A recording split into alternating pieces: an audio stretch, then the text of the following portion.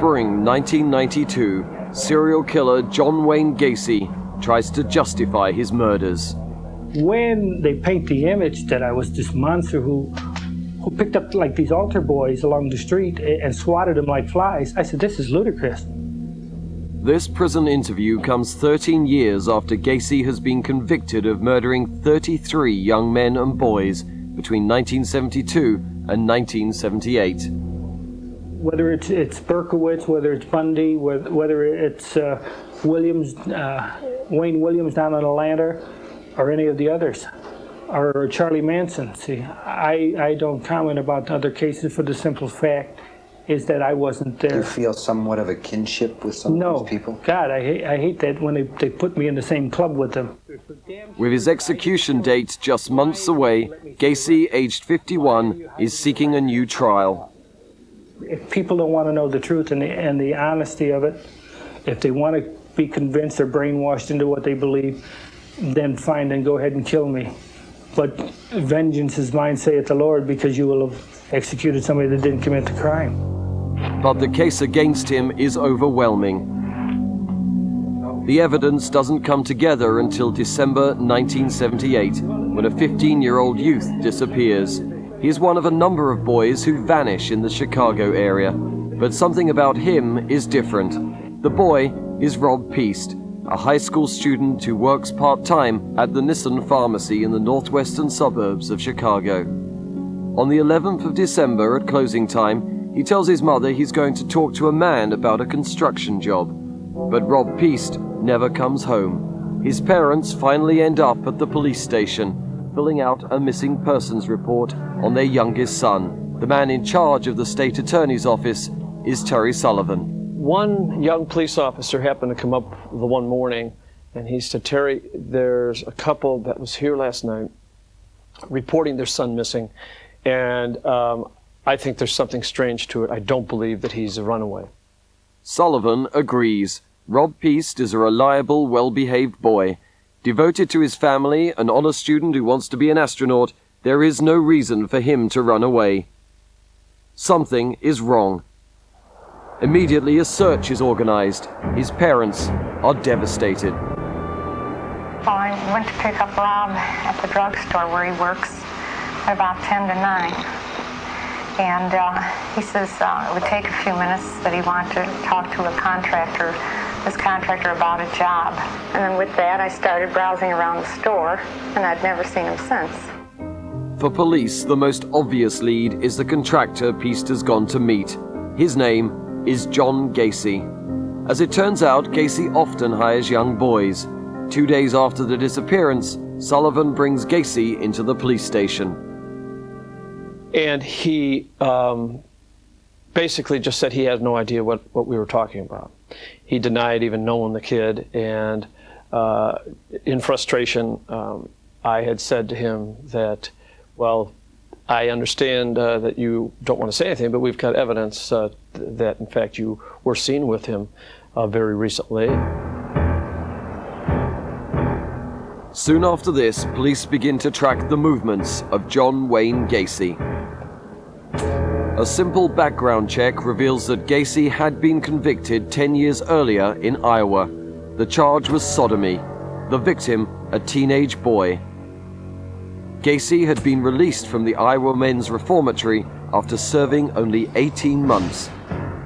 Because of Gacy's record, a 24-hour watch is ordered. David Hackmeister is assigned to the job. I knew that, in fact, they thought that this could be a homicide.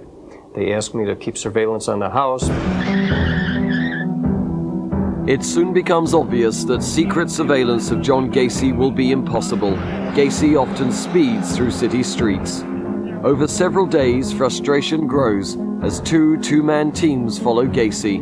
No evidence of his crimes are uncovered. His personality could change in a split second. You know, one second we're his best buddy, we're his bodyguards that he's introducing us people to, and the next second we'll go into another bar and we're from the FBI who are harassing him. As the surveillance continues, there is still no sign of Rob Peast. His family display his picture in the neighborhood. Then a lead. Gacy tells the surveillance team that he owns some land in Wisconsin. So right away we're thinking that's where the body is. Of course, he's feeding us this information knowing that we're going to follow up on this, just kind of leading us off the track. Work at the state's attorney's office is more productive. The investigators get a search warrant for Gacy's house based on his sodomy conviction.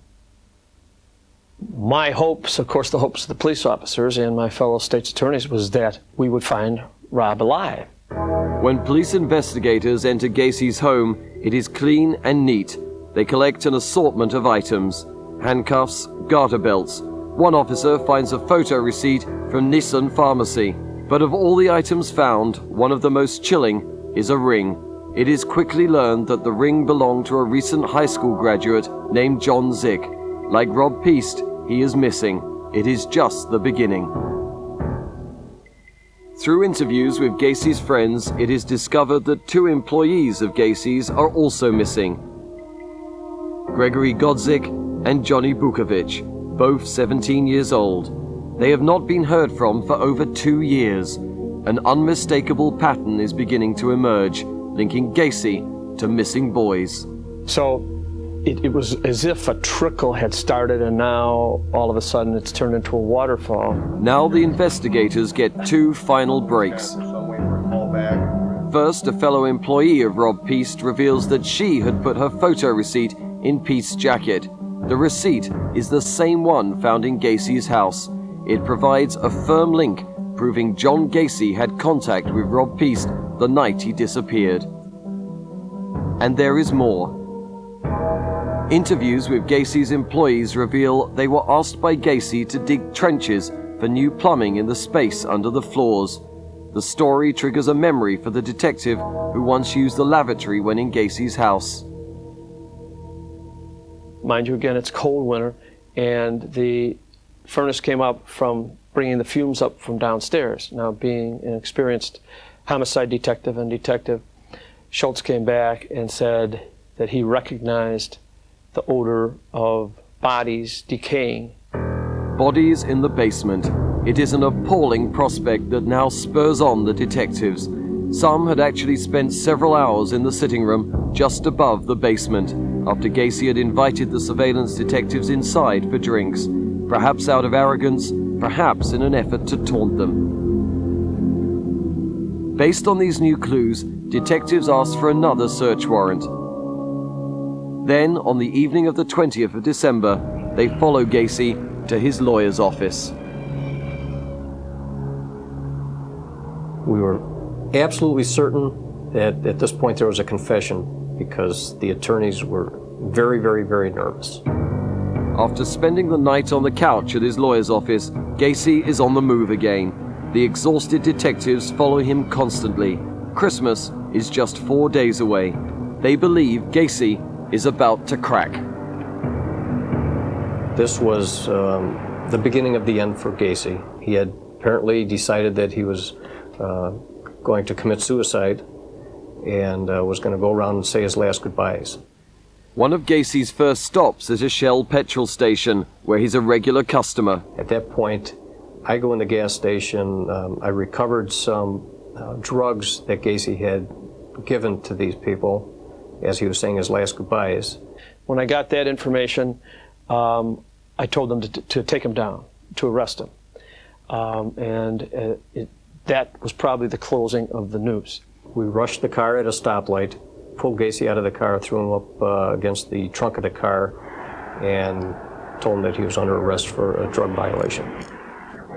By the 21st of December, just 10 days after Rob Peast disappears, John Wayne Gacy is on his way to prison on a drugs charge. He's connected to several missing boys, but not a single body has been found.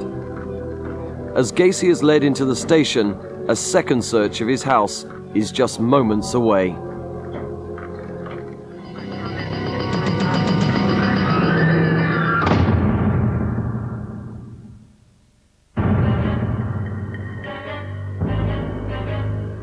The second search of John Wayne Gacy's basement is now underway. Moving on hands and knees, the police forensic officers prod the muddy ground. One officer takes the shovel, digs down about 6 inches and pulls up a human bone. At the local police station, Gacy complains of chest pains and is rushed to a nearby hospital. Detective Hackmeister meets him there. I hadn't been there maybe 20 minutes or a half an hour when I got a phone call from my supervisor advising that they had found bones in the crawl space. At that time, Gacy was just being released from Holy Family Hospital, and I advised him at that point that he was under arrest for murder. Defeated, Gacy looks straight at Hackmeister and says, "Dave, I'm ready to clear the air." He confesses to the killing of more than 30 young men and boys. He certainly held nothing back.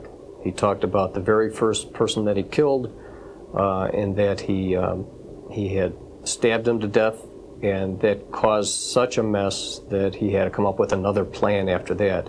Every person that he killed thereafter, he came up with a plan to strangle. Gacy talks in detail about sexually abusing and torturing the boys and then strangling them. As he chatters, the police look for some emotion in him, some concern about what he's done. There is none. In the confession room, I most clearly remember that there was no remorse. Very, very cold about it. By the next day, word that bodies have been found at John Gacy's house spreads through the media. The medical examiner, Dr. Robert Stein, arrives to join the crew and direct the exhuming of the bodies. First, they rip out the floorboards of the house, exposing the bare earth. Some workers dig through the mud beneath the house. Others begin to dismantle the garage. By midday, the first body bag emerges. The crew press on. A second body is carried out. On this first day, a ritual is established that will last as long as the digging continues. At the end of each day, Dr. Stein reports the discoveries of the day. In the garage, there was just that one skeletalized remain, and in the house itself also a skeletalized remain.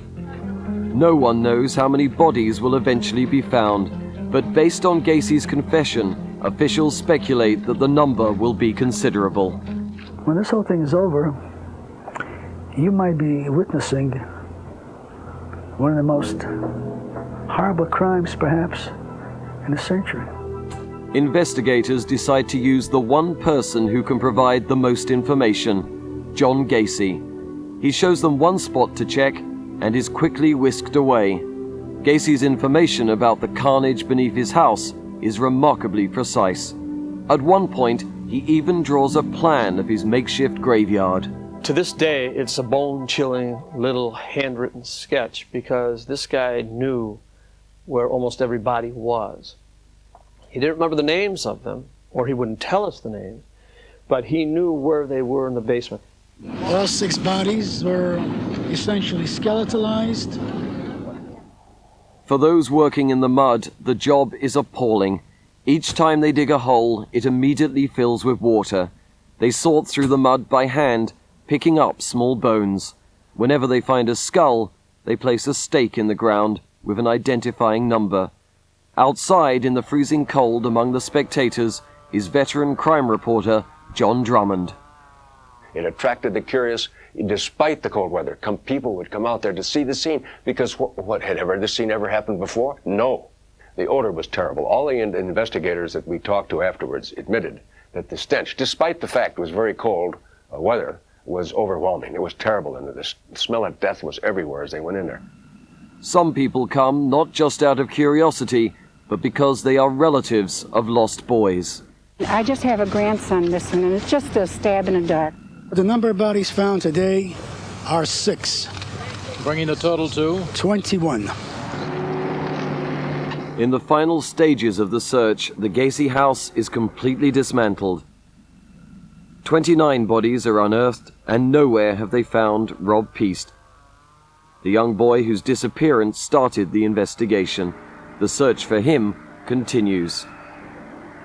At this point in time, it would appear that we have removed those bodies from the crawl space. As the search for bodies ends, one question the stunned public want answered is how had Gacy killed young men and boys for so many years without being caught? One answer is in Gacy's plausibility as a good citizen. In this 1992 interview from prison, he claims to be concerned with a breakdown of family values. Do you realize by 1993 that 50% of the American families will be single-parented? And that shows a breakdown in the church and not being able to hold families together. And for this reason, children run away from home and seek love in other places. Twice divorced, Gacy still claims to live his own life according to strict Christian standards. I've always looked after my children, even now. A lot of things that my dad did, I refuse to do, because I don't believe in hitting children. Gacy claims to be a good father, a concerned citizen, and a dedicated community man. I always felt that service community and community service to others, you know, in my religious background, I felt if you serve other people, it'll come back to serve you. Ironically, for people who knew Gacy before his arrest, his statements are believable. The public life of John Gacy had been of a model citizen and loving father. As the bodies are pulled from Gacy's house in December 1978, there is no group more stunned than the people who consider themselves Gacy's friends. I still find it hard to believe him. I've known the man 4.5 years, and I thought the world of him. To those who know him, John Gacy is not only a successful businessman, he is also a good neighbor. Routinely, he opens his house for lavish parties. But what many remember about him most is that he often dressed up as a clown to entertain children. At the top of it all, I mean, he used to do a lot of his charitable work. In other words, the guy was a clown, and he put on shows and all that, and the kids there, he treated the kids real good and all that. But now, with bodies being pulled from his basement, the world discovers another side to John Gacy. Suddenly, people want to know, who is this Dr. Jekyll and Mr. Hyde? Lawyer Greg Adamski, who will represent Gacy, says he has odd values. Most of the things that all of us value, John had no value for at all. John didn't value other life. John didn't value other emotions. John didn't value any institutions. John didn't value the feelings of other people. Gacy grows up in Chicago. His father is reportedly abusive, and the young Gacy has some health problems as a child. He's close to his mother and only sister. In his teenage years, Gacy dresses up in uniforms. He scores 118 in an IQ test, which is on the bright to normal range. Yet he tells doctors after his arrest that he'd committed his first murder when he was just 15 and then couldn't stop.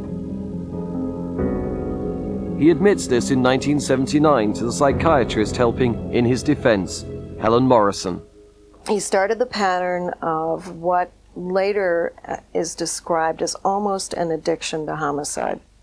And that's so similar to someone who's an addict that they'll be doing all right, and then there's a certain point where they almost have a craving. And it's not that they're after a human being, it's not that they've had a fight with anyone, it's not that they've remembered some traumatic episode from their childhood. It's just that simple and that terrifying. Gacy is never charged with the murder he claims to have committed as a youth. In the 60s, he marries and gets a job as the manager of a Kentucky Fried Chicken restaurant. He becomes active in a local civic organization and is even named Man of the Year. Although Gacy has a young wife and children, he is developing an appetite for sex with young boys. In 1968, aged 26, he is convicted of sexually assaulting a teenage boy. He gets 10 years, but being a model prisoner, he serves just 18 months. Now divorced, he returns to Chicago and makes a new start. He rejects his family and becomes involved in Democratic Party politics. He's even photographed with Rosalind Carter, the president's wife. He marries a childhood friend who has 2 young daughters. In the early 70s, he starts a small business called PDM, painting, decorating, and maintenance. Outwardly, Gacy maintains the life of meticulous order, but unusual stories about him occasionally surface, like this one from a young man Gacy picks up for a night of cruising in March 1978. I got in the car with him, and shortly after I got in the car with him, he placed a rag over my face, of which turned out to be chloroform, and proceeded to have a lengthy drive, and every time I would come to, the rag would go back over my face, and I remember him carrying me into his house, and then he put the rag over me, and that's the last thing I remembered until I found myself about 5:30 in the morning on the steps right by Lincoln Park, half dressed, my face completely burned. Another young man describes a night of torture to the then state attorney, Terry Sullivan. He made him take his clothes off and tortured him with candles in one room, then filled the bathtub and would take him from the floor of the one room into the bathroom and shove his head underwater for excruciating long periods of time, to the point where this kid passed out a couple of times. It's amazing he didn't die at that particular time. Neither story is believed, dismissed by police as mere quarrels. John Gacy's claims of innocence never change until the day the bodies are found and Gacy's real life becomes a national news story, shocking even veteran crime reporters. I could not understand how a man living in the city of Chicago, who was respected apparently by neighbors, active politically, could be responsible for doing something like this. To this day, it defies logic how he was able to kill 33 people and bury them, most of them on his property, and get away with it for a number of years. Only later is it learned that Gacy started burying the bodies under his house as early as 1972. By 1978, Gacy finds the space under the floor is full and has to find another way to dispose of his victims. After his arrest, he takes police to a bridge over a river. Eventually, 4 more bodies are recovered. The last one is Rob Peast, the boy whose disappearance had led police to Gacy in the first place. In April 1979, John Gacy is indicted for the murder of 33 young men and boys, the largest number of murders ever charged to one person in American history. Of all the statements John Gacy makes during his 1992 interview, the most chilling are those where he describes his contempt for his victims and their families. That one mother that gets on television all the time who thinks I should be given 33 injections, I think she ought to take 33 Valiums and go lay down.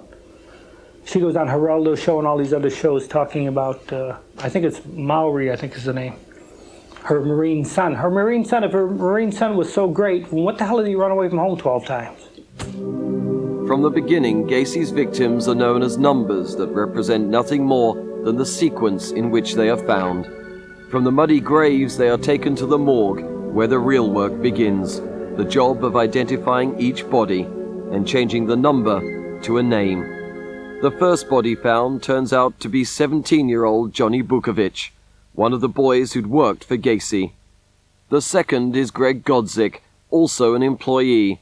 As each name is announced, television crews race to find the families. He was a good boy. I'd spend anything to find him. I really would. And I think every mother would. It's just not me. I'm sorry for everybody else. Darrell Sampson, John Zick, Randall Reffett, the faces fill the newspapers. Body number 13 is Johnny Murray, 19 years old, a former Marine. His mother, Dolores Nida, last saw her son on the 15th of September, 1977. We would go out searching for him. We were playing detectives. We were searching for Johnny, looking for him. And already, Johnny was dead. Dolores Nida had gone to the police to report her son missing. They had not been helpful.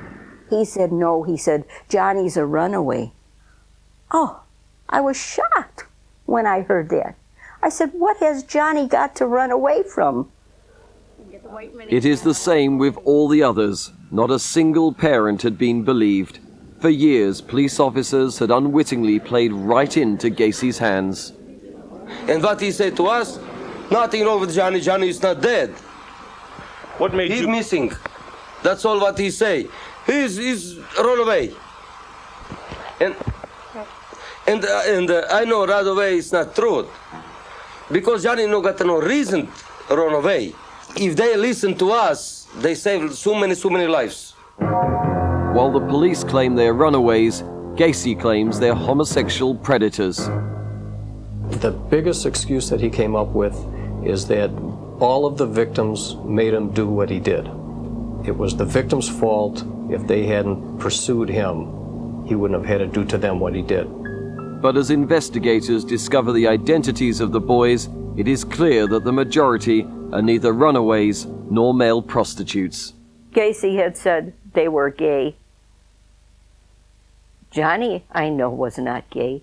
But even if he was, no one has a right to take anyone's lives. As yet more bodies are identified, the names keep coming. William Carroll, Robert Gilroy, Russell Nelson. They are all young, healthy, and strong. How does Gacy manage to overpower the boys? The answer, Gacy is cunning, and he has a perfect ploy. In his black car, equipped with 2 spotlights, Gacy pretends to be a policeman. He stops a boy walking down the street, flashes a badge, and tells him to get in. Once inside the car, the boys are driven to Gacy's home. He tells officers how it works using the story of his last victim, Rob Peast.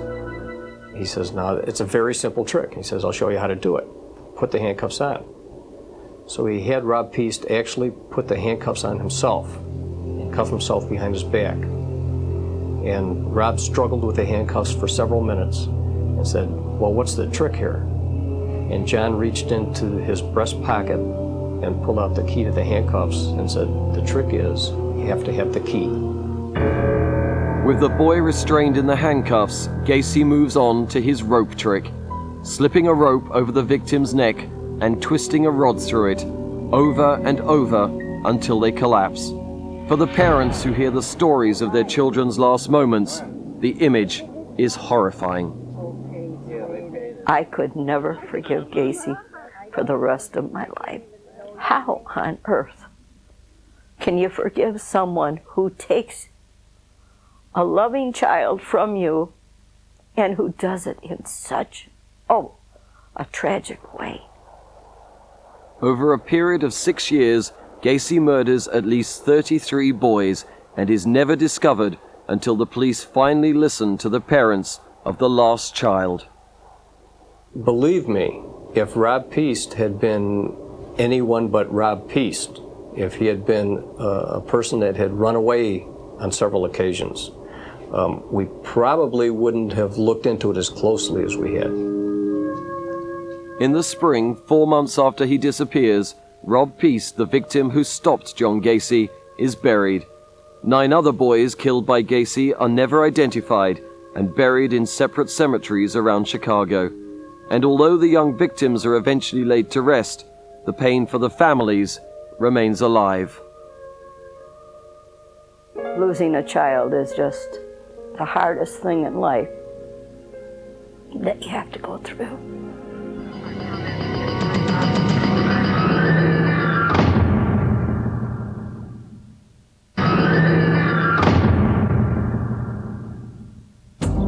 On the 6th of February 1980, the first day of John Gacy's trial, people line up at the criminal court building in Chicago, eager to get a glimpse of one of the most notorious serial killers of all time.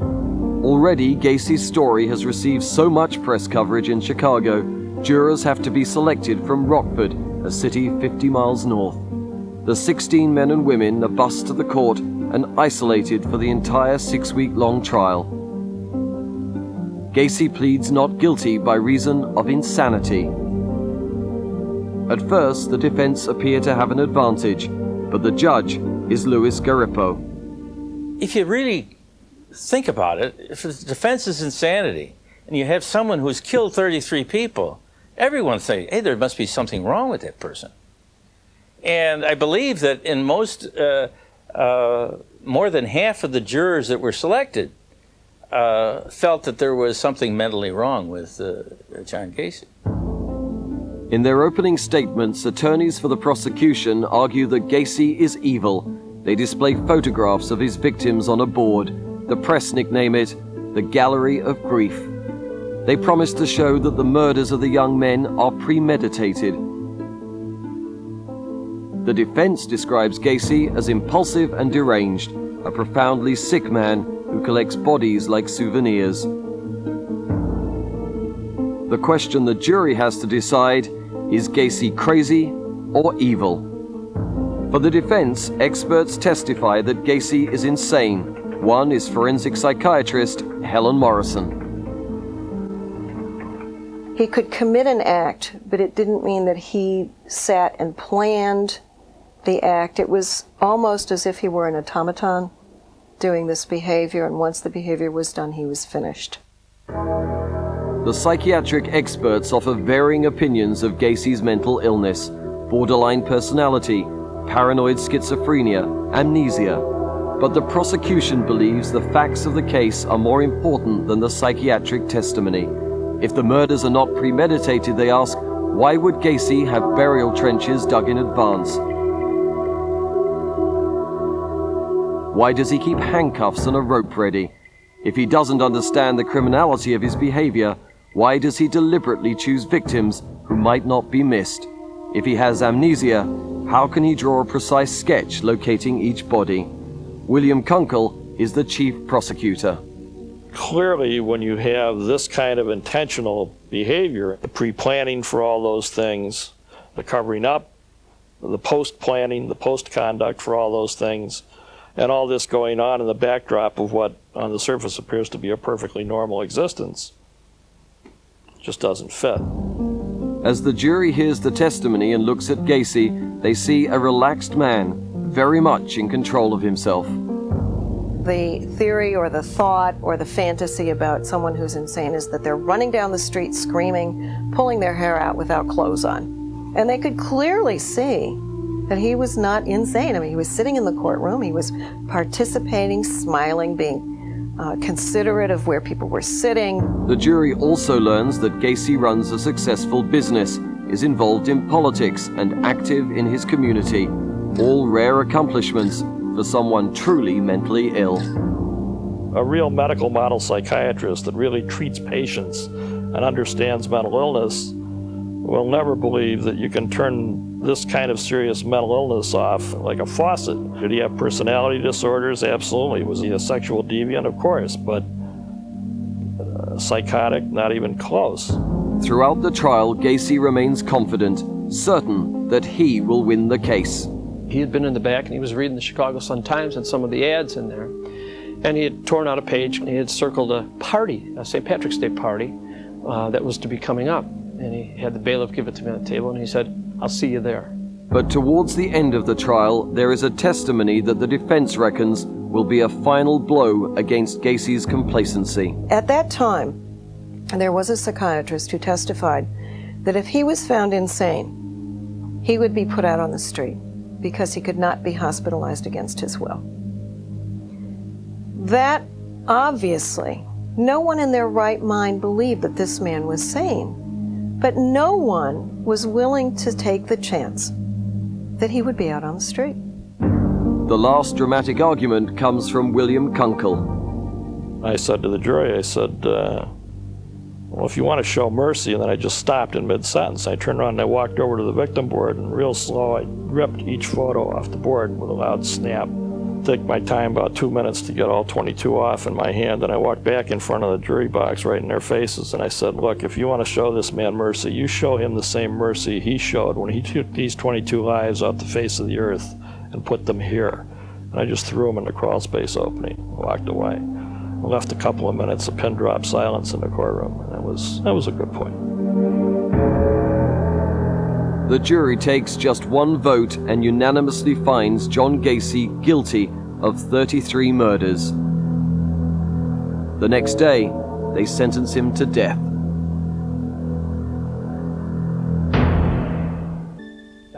The wisdom man. He goes to prison and spends his days as a convicted serial killer, painting sentimental pictures. This is Christ as I see him in my cell. And it's monolithic because Christ, to me, is monolithic. He's all things to all people. This here is the Hi-Ho series. This is called Hi-Ho Around the Campfire. Many who know him there say that Gacy enjoys prison. He thrives on the regularity of institutional life. Karen Conti is one of his appeal lawyers. His life outside of prison was just completely filled with anxiety for him. He had options. He could kill, he could not kill. There was this good and bad that was a constant dilemma in his life. When he was in prison, all of that was removed. He had his life set up in a very orderly fashion. If you want to know what my life is like, I log it every day. For the last 12 years, all you got to do is ask. I can tell you everything. I can tell you if the first meal they served me here because I do it daily. What do you do all day? Every phone call, everything that I do, every time an officer's around me is logged. Every movement that I make is in the book here. Filling the pages of Gacy's diary are hundreds of hours spent with appeal lawyers. As ardent opponents of the death penalty, they've taken on one of the most unpopular cases in the country. First of all, we got death threats. We had clients who quit us. We carried a baseball bat from the garage to the house after a while. We had bomb threats. Dozens of legal issues are raised on behalf of Gacy, while he maintains that he is not the one who killed the boys in his basement. At the time of my arrest, there was 4 other suspects, all employees of PDM contractors, all with keys to the house. To the end, Gacy claims he is innocent.